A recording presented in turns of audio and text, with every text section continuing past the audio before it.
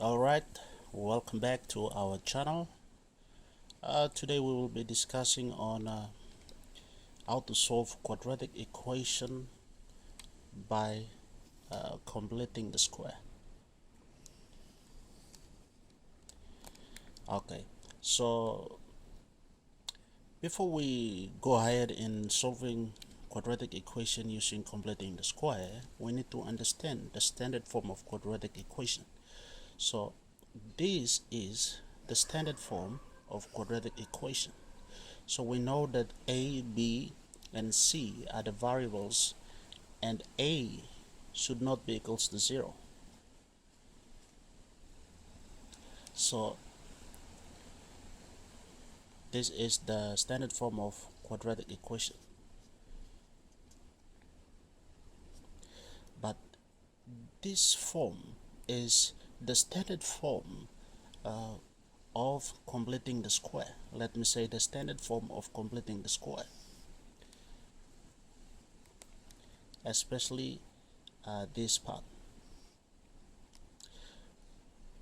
So when you solve a quadratic equation by completing the square, you have to make sure that on the left hand side of the quadratic equation, the coefficient of x squared should not be 0 and also should not have any value. Okay,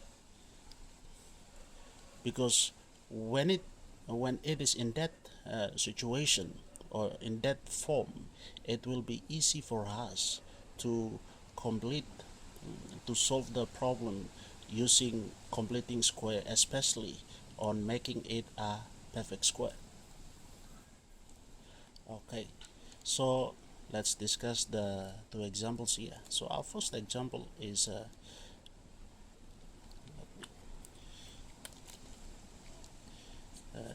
x squared minus 8x plus 13 equals 0.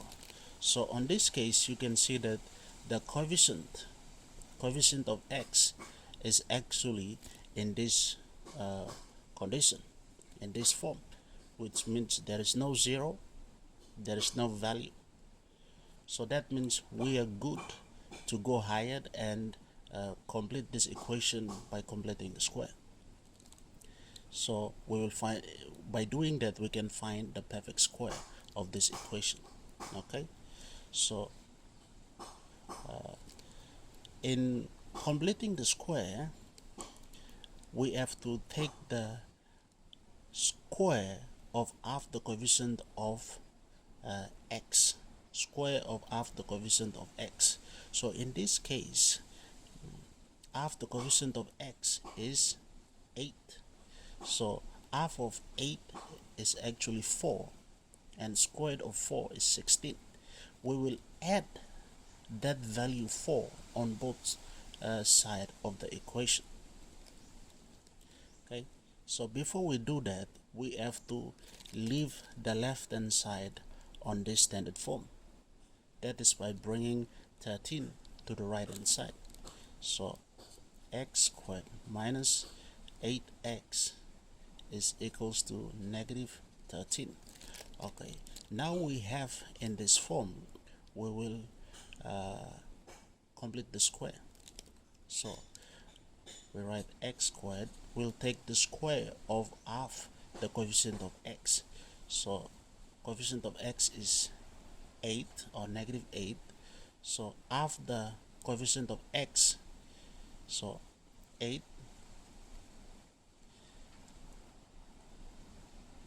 it's actually negative 8 divided by 2, square root of all to the power of 2 is equals to negative 13 plus negative 8 on 2 all to the power of 2. Okay, so on this case we have x squared minus 8x, so negative 8 divided by 2 is negative 4. So negative 4 times negative 4, we have positive 16. So in this case we have negative 13 plus 16. Okay, so now we can find the perfect square of this form. So we have negative 8x plus 16.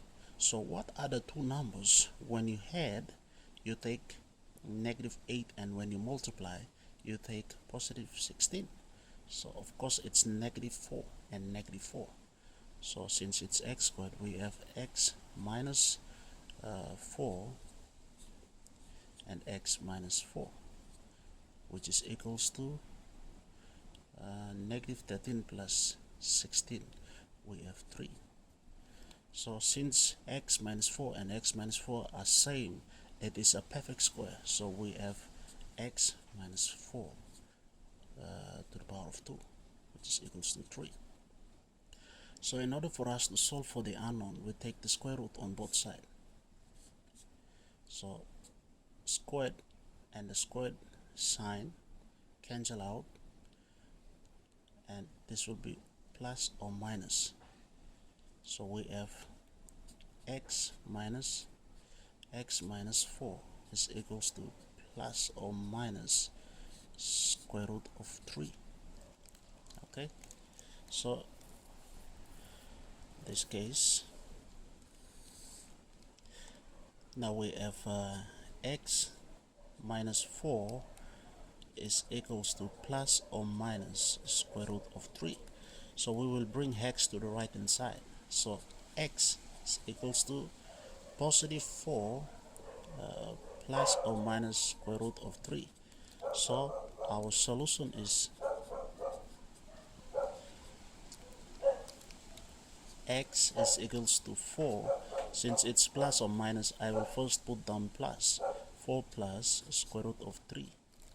Okay, and our next solution is x is equals to 4 minus square root of 3.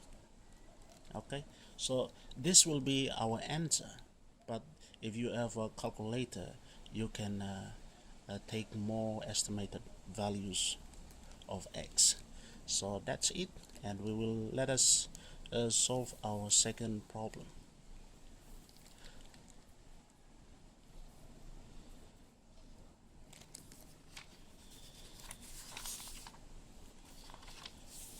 So our second problem is 3x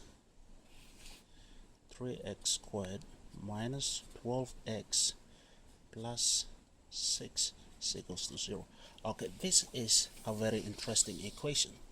That is where most students confuse, and to be honest, when I dealt with that at first, I was also struggling to understand, or struggling to solve that also. So we have to watch it very carefully. Okay, so on this case, as we discussed in our a while ago, the coefficient of x squared should always be empty. There should be no number here. So now in this case we have a 3 here, so that means our first priority is to get rid of this 3 and leave the x squared with no coefficient. So before we do that, we will bring negative 6 to the right. So we have 3x squared minus 12x is equals to negative 6. Okay, now we divide both all values by 3. Negative 3 divide by 3 divide by 3. So now we have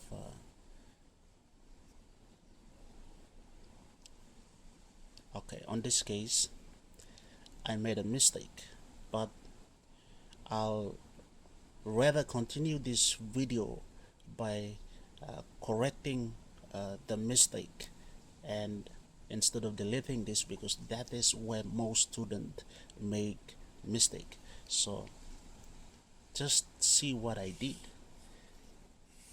That is a big mistake here. So what you have to do is don't simplify like that.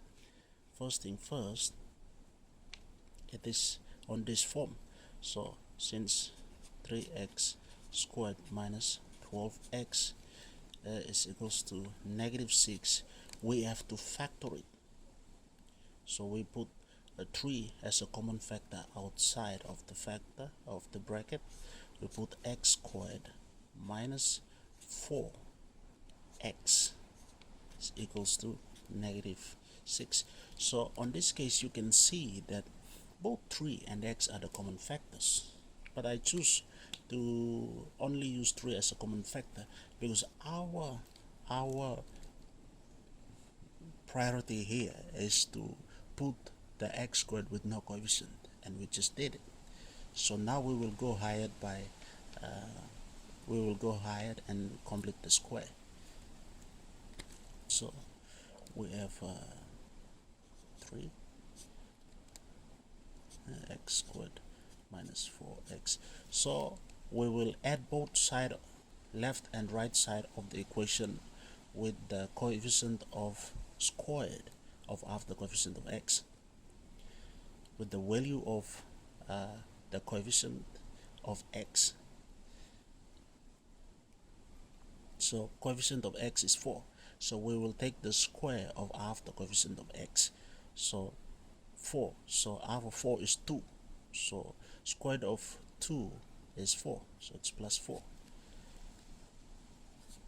equals to negative 6. So most students do mistake by also put plus 4 here.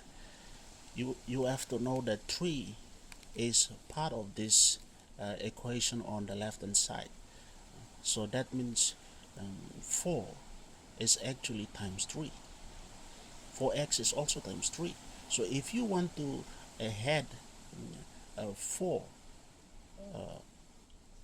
on the right, you have to also multiply that 4 by 3 before you add it on the right, because that is part of the 4. So 3 times 4 is 12, so it's plus 12. So now we have 3 bracket x squared minus 4x plus 4 is equals to positive 6.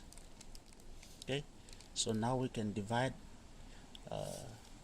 all by 3, divide by 3, so we've cancelled 3, and we have x squared minus 4x plus 4 is equals to 2.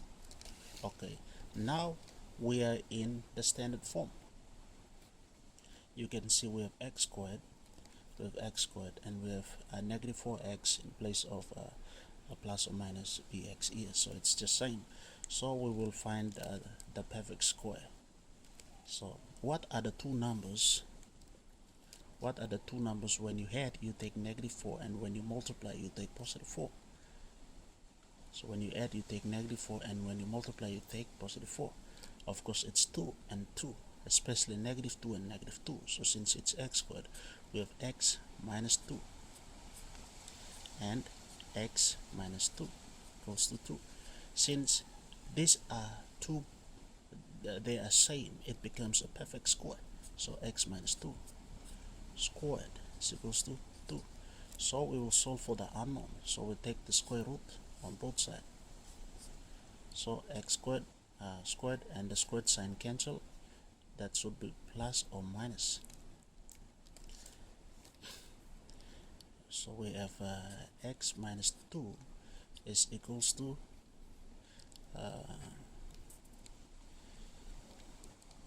plus or minus the square root of 2. So we'll bring negative 2 to the right hand side. So x is equals to positive 2 plus or minus square root of 2. Okay, so now our solution is